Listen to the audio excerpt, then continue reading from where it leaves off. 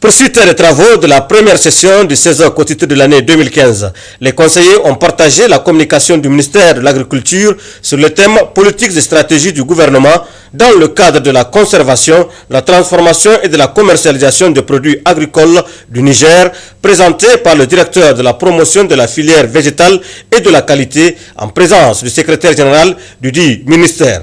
Dans son exposé, M. Idéa Kouba a brossé la situation des industries de transformation au Niger de l'indépendance à nos jours. Nous avons constaté une expansion de l'agriculture sur l'irrigation. Nous avons également noté l'émergence d'entreprises semencières au Niger. Je pense que les semences, la contribution des semences n'est pas démontrée parce que ça peut aller de 15 à 20% de l'accroissement de la production. Nous avons noté également un engagement politique fort des autorités de la 7e République, notamment à travers le programme de renaissance du Niger, de son Excellence le Président de la République, la déclaration de politique générale de son Excellence le Premier ministre, et ceci était matérialisé et concrétisé à travers l'initiative 3N.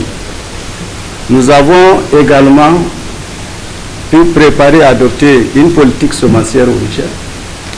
La loi d'orientation semencière qui est adoptée mais non encore promulguée.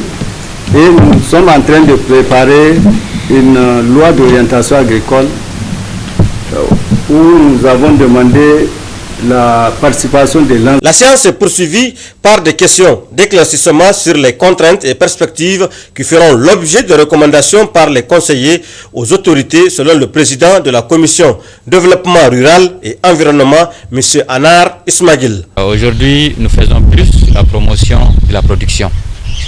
Si vous regardez pendant les cultures pluviales, il y a la production. Pendant les cultures irriguées aussi, il y a la production. Mais nous faisons très peu de promotion dans la commercialisation et la conservation. Pourtant, aujourd'hui, nous devons déjà commencer à penser à transformer nos différents produits pour leur donner une valeur ajoutée. Parce que la commercialisation nous pose énormément de problèmes. Souvent, on se retrouve avec des produits périssables et qu'on est souvent obligé de vendre à vil prix parce qu'on ne sait pas comment les transformer. Donc c'est pour cela que nous avons invité les ministères pour voir les stratégies et les politiques qu'ils sont en train de mettre en œuvre pour la transformation de ces produits. La conservation, vous savez, souvent, dans la transformation même, il y a certains produits qu'on peut transformer pour mieux les conserver. Là aussi, tout ce qu'on a comme échantillon, souvent, c'est seulement pendant les foires que vous voyez quelques échantillons. Mais à grande échelle, nous n'avons pas vraiment des produits à grande échelle qu'on peut amener sur tous les marchés. Aujourd'hui, on parle des unités de transformation de l'oignon en gabou. Si vous partez sur les marchés, vous voulez du gabou en poudre, vous ne pouvez pas en trouver. Mais pourtant, il y a des unités qui existent. Donc, c'est pour cela qu'on a demandé au ministère de nous faire connaître ce qui est en train d'être fait. Par rapport à ça, nous allons voir quel genre de recommandations nous pouvons faire au chef de l'État ou au président de l'Assemblée pour que vraiment ces domaines-là soient beaucoup plus appuyés.